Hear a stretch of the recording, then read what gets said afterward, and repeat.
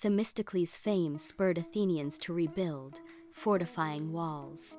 For this task, they reused whatever materials were at hand, from temples and other ruined public works. Breezy's crew rebuilt the grand, sturdy city wall, while also beginning preparations for the reconstruction of the school and gymnasium. Cyprus the cat was instrumental in exterminating the snakes and rodents that had invaded the desolate city. Sacred sites marred, Athenians pondered their fate. Some thought they should be rebuilt, others that they should be left in ruins. Public buildings used Doric, Ionic orders. Pythagoras' numbers sparked art's classical dawn.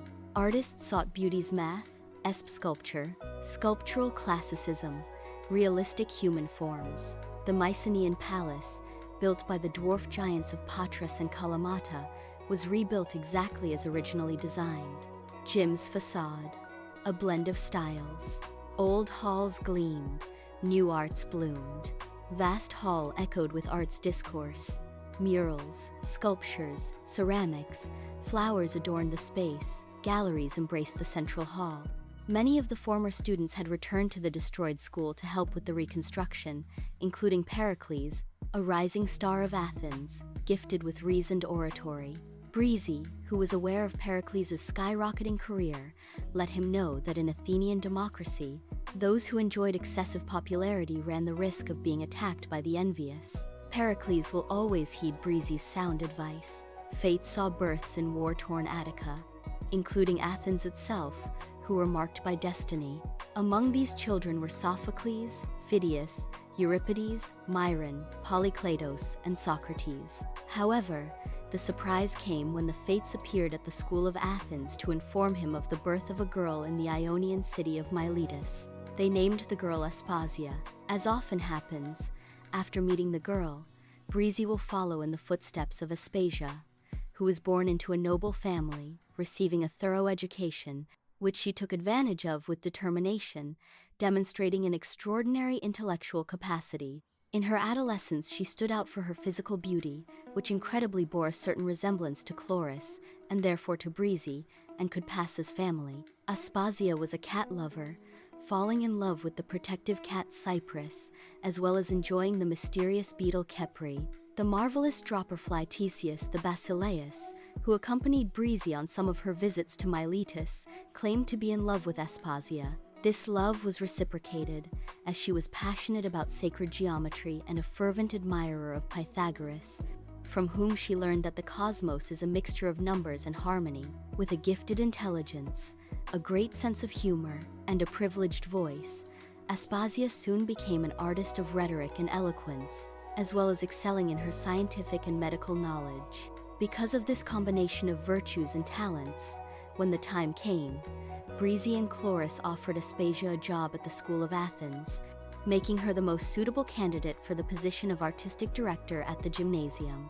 On the other hand, Pericles had become the ruler of Athens, thanks to his impeccable record as a general and magistrate, but above all, thanks to his self-control and rhetorical charisma, weapons with which he transformed the Delian League into the Athenian Empire. Pericles, who treasured Breezy's friendship as a divine treasure, frequently visited the school, as well as the gymnasium, with its new cultural facilities, which would later be visited by all kinds of artists, athletes, and politicians. The first politician to emphasize philosophy was Pericles, with his friend Anaxagoras being the first philosopher to visit the school and the gymnasium. Others who began to visit the gymnasium were the philosophers Protagoras, Zeno of Elea, and of course Socrates, the first philosopher born in Athens, and one of Breezy's favorite students, with whom he also established a close friendship.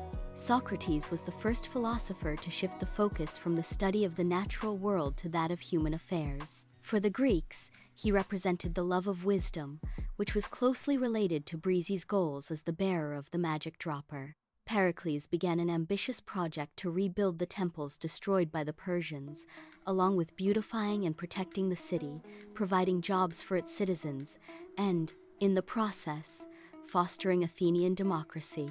Furthermore, indebted to the education he received at the School of Athens, he began to promote the development of the arts and literature.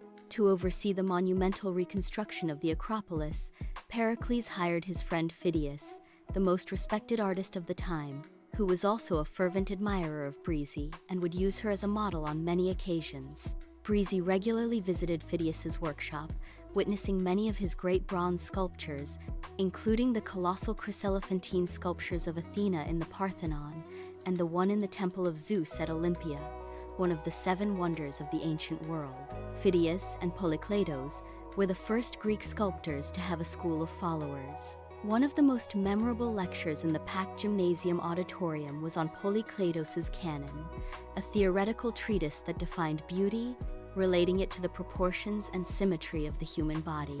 Polykleitos, who is famous for his bronze statues of gods and athletes, presented the school of Athens with a sculpture of Dorophorus, whose beauty lies in its proportion and measurement. Breezy had it placed on a pedestal at the entrance to the gymnasium. The well-being of reconstruction and peace brought with it material abundance and the joy of grand festivities, or panegyria, enjoyed by all Athenians equally. It was in the midst of these festivities that Aspasia arrived at the school of Athens, accompanied by her cat named Thales.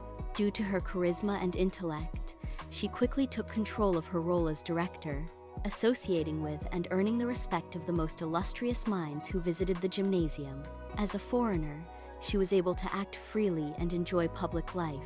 Thanks to Breezy, Aspasia met Pericles, sparking a torrent of passion between these two men blessed by fate. Unwittingly, Breezy had acted as a matchmaker, as the meeting between the politician and the courtesan was love at first sight.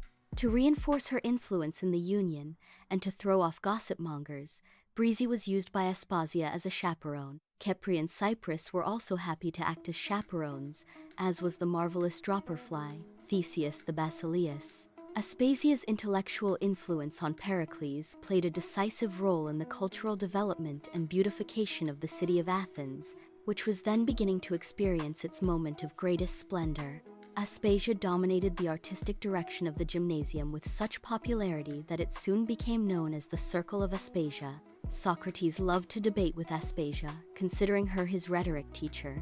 Cultural activities were also frequent, where Aspasia sang duets with Breezy or Chloris, accompanied by the protectors of the magic dropper, who were naturally musical. At one of the many conferences held in the gymnasium auditorium, moderated by Aspasia, this time on Pythagorean mysticism, Socrates introduced the mathematician and Pythagorean Theodore of Cyrene, who had in his possession a precious object that had once belonged to Pythagoras. The game's unique characteristics and elements indicated that it had been a gift from the gods. Breezy, who was participating in the conference, was astonished when she saw the drop game box in Theodore's hands, although she didn't comment. She and Prometheus exchanged a brief glance, seemingly surprised, while Theodore showed the box to the audience, which he then placed in Aspasia's hands, claiming that the game was pure sacred geometry. The Khepri beetle, delighted that the game had appeared, vibrated and flashed. Breezy watched intently as Aspasia gave details and showed the guests the different elements that made up the mystical game, recalling the days of its construction. During the conference, different opinions were floated about the game's origin, all favoring the genius of Pythagoras, who, in one way or another, had been its first owner. For Breezy, it made no sense to say that they had created the energetic game thanks to information provided by the Khepri beetle, an extraterrestrial prince, and that she had personally given it to Pythagoras about 60 years earlier. They didn't need any kind of recognition.